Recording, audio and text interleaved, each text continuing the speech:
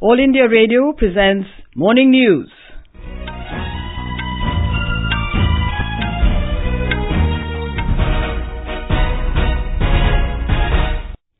Good morning, I'm Gunmala Kapoor. The headlines.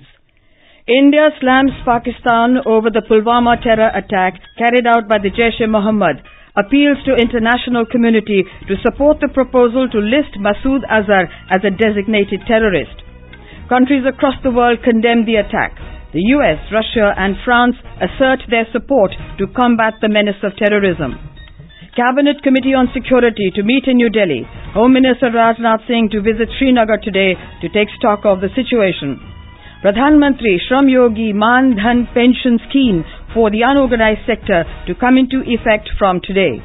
In Senior National Badminton Championship, Sindhu, Vaishnavi, Bhale and Ashmita, Chaliha enter the semi-finals of the women's singles.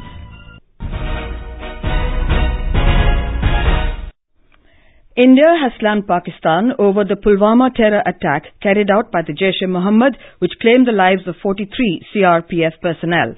It asked Islamabad to stop supporting terrorists and to dismantle the terror infrastructure operating from its soil. In a release, the Ministry of External Affairs also strongly reiterated its appeal to the international community to support the proposal to list terrorists, including Jaish-e-Mohammed chief Masood Azhar, as a designated terrorist under the 1267 Sanctions Committee of the UN Security Council. New Delhi said Masood Azhar has been given full freedom by the Pakistan government to operate and expand his terror infrastructure in territories under the control of Islamabad and to carry out attacks in India and elsewhere with impunity. It again appealed to ban terror groups operating from territories controlled by Pakistan.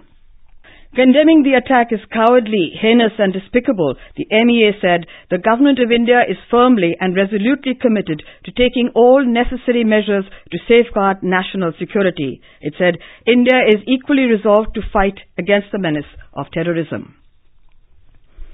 Countries from across the world have condemned the terror attack, with the US, Russia and France asserting that they stand with India in combating the menace of terrorism. Top US lawmakers rallied behind India and extended their condolences and support. The Russian embassy stressed the need to combat such inhuman acts with a decisive and collective response without any double standards.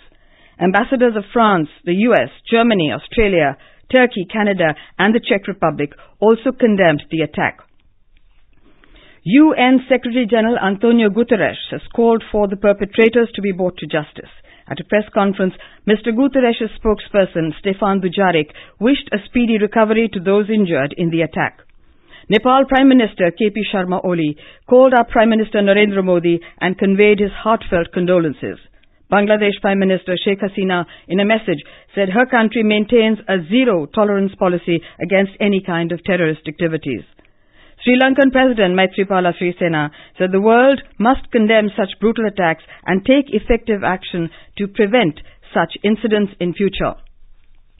Maldivian President Ibrahim Mohammed Soli said his country will continue to work with India to combat the menace in the region and in the world at large. The UAE called on the international community to unify efforts in confronting extremism and terrorism that pose a threat to global security and stability.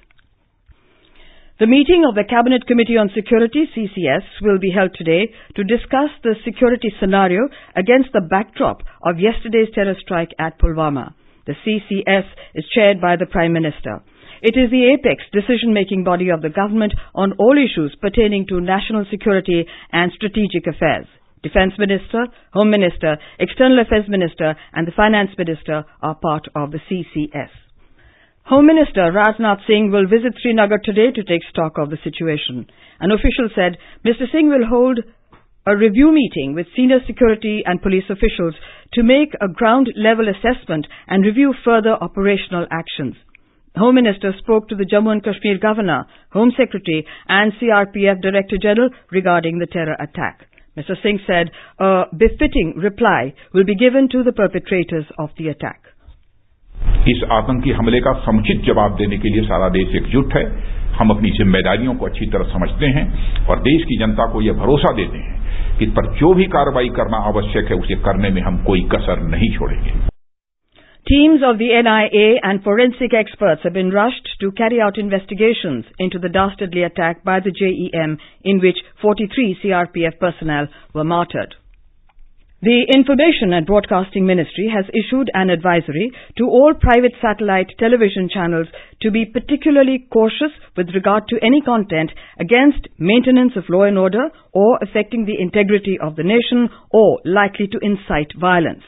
The ministry asked channels to ensure that no such content is telecast which is violative of the Program and Advertising Code as prescribed in the Cable Television Networks Regulation Act.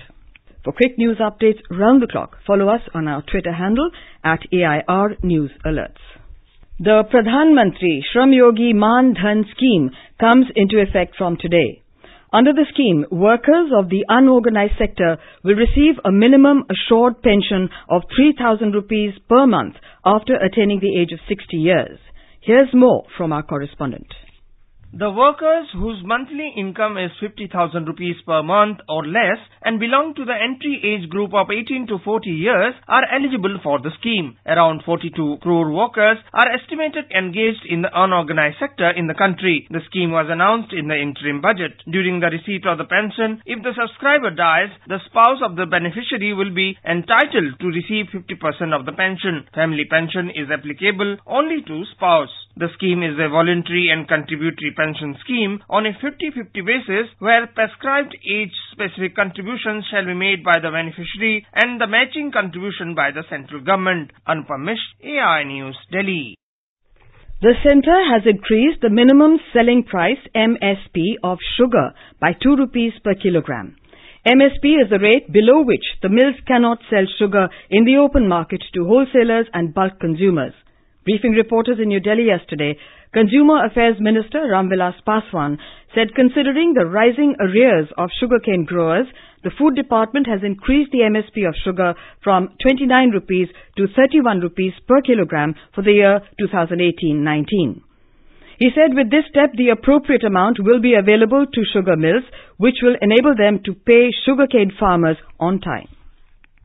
The National Human Rights Commission, NHRC, has issued notices to the Delhi government, the City Police Chief and the North Delhi Municipal Corporation over the recent fire incident at a hotel in Karol Bagh.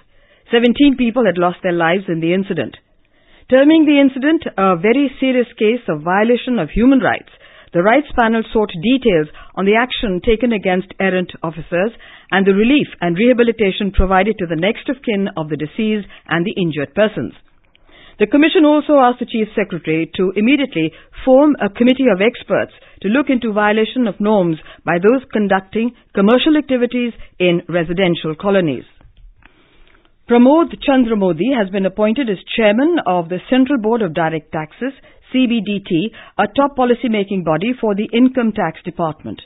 According to a government order, Modi, a 1982 batch Indian Revenue Service officer, will replace Sushil Chandra, who has been appointed as Election Commissioner. Mr. Modi is at present member CBDT. The Supreme Court has asked the Election Commission to be flexible in applying 3-year domicile for defence personnel. The court noted that though people in the services are posted at peacetime places for 3 years, there are occasions when they are transferred in 2.5 years. A bench headed by Chief Justice Ranjan Gogoi said it will be open for the Election Commission to prescribe further flexible eligibility criteria to ensure that defence personnel are able to vote. The bench said there was no need to pass any further order. It noted that the Election Commission has taken a decision to allow armed forces personnel to vote at their place of posting, which excludes Jammu and Kashmir and the northeastern states. In Uttar Pradesh, 13 persons have lost their lives in rain-related incidents and lightning. Light to moderate rain with thunder and hailstorm during the last 24 hours has brought down the temperature several notches below normal and disrupted life. More from our correspondent. This winter rain is useful for the agriculture crops, especially wheat, sugarcane and gram. Hailstone at some places have caused lost crops, including potato and mustard. Chief Minister Yogi Adityanath has instructed to distribute financial assistance to the village families within 24 hours. Maid Department has warned of thunderstorm accompanied with hailstone at isolated places over the state today. MS Yadav, AIR News, Lucknow. In Himachal Pradesh, several of the higher reaches received snowfall while other parts of the state experienced rain yesterday. According to the Met Office, Lahaul and Spiti's administrative centre Keelong received 16 centimetres snowfall while Kinnaur's Kalpa recorded 10 centimetres of snowfall. The upper parts of Kullu district also received snowfall. Light rain occurred at Manali, Solan, Shimla, Bhuntar, Mandi and Kufri. The Met Department has forecast heavy rain and snowfall today. British Prime Minister Theresa May has suffered a fresh defeat in a Commons vote on her Brexit strategy. She lost the indicative motion in the House of Commons with 303 MPs voting against it and 258 for it. Opposition Labour leader Jeremy Corbyn called on Ms May, who was not in the Commons chamber for the vote, to admit that her Brexit strategy has failed. The government's motion was an indicative rather than a binding vote on Parliament. In the Senior National Badminton Championship at Guwahati, Olympic silver medalist PV Sindhu sailed into the singles semi-finals along with Nagpur's Vaishnavi Bhale and Ashmita Chaliha of Assam. In the quarterfinals, Sindhu defeated Riya Mukherjee, Vaishnavi outplayed Shriyanshi Pradeshi and Ashmita defeated Akarshi Kashyap.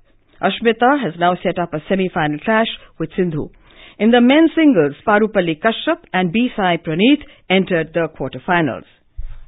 And now for an overview of today's newspapers, it's over to Abhishek Kumar. Thank you, Gunmala. The worst ever terror attack in Jammu and Kashmir on a CRPF convoy yesterday, in which scores of personnel were killed and injured, is a lead in the papers this morning. Kashmir's bloodiest day. Headlines the Hindustan Times. The Times of India headline reads, Government blames Pakistan after local youth rams CRPF convoy with IED-packed SUV in deadliest ever terror strike. The paper adds that a youth from Pulwama, Adil Ahmed Dar, who joined Pakistan-backed Jaish-e-Mohammed in March last year, was the suicide bomber. Sacrifices won't go in vain, says Prime Minister, as Rajnath names Pakistan, vows strong reply, is the Indian Express top headline. J&K Governor Satyapal Malik has said that the attack was partly the result of an intelligence failure. The Statesman reports, in a setback to the AAP government in Delhi, a two-judge bench of the Supreme Court yesterday gave a split verdict on the contentious issue of who should control administrative services, but appeared to agree that the centre has the final word. The matter has been referred to a larger bench of the Supreme Court. Arun Jaitley likely to resume charge as Finance Minister on Monday is a Financial Express headline nearly 3 weeks after he relinquished the portfolio to undergo treatment in the US. He is likely to chair the GST Council meeting next Wednesday via video conferencing.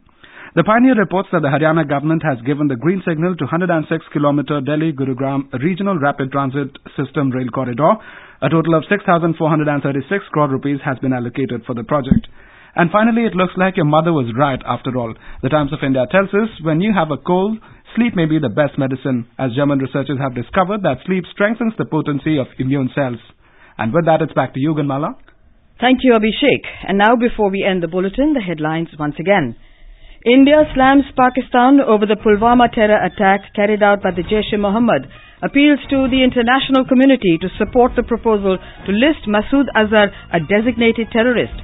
Countries across the world condemn the attack. The US, Russia and France assert their support to combat the menace of terrorism. Cabinet Committee on Security to meet in New Delhi. Home Minister Rajnath Singh to visit Srinagar today to take stock of the situation. Pradhan Mantri Shram Yogi Maan-Dhan pension scheme for the unorganized sector comes into effect from today. In Senior National Badminton Championship, PV Sindhu, Vaishnavi Bhale and Ashmita Chaliha enter the semi-finals of the women's singles.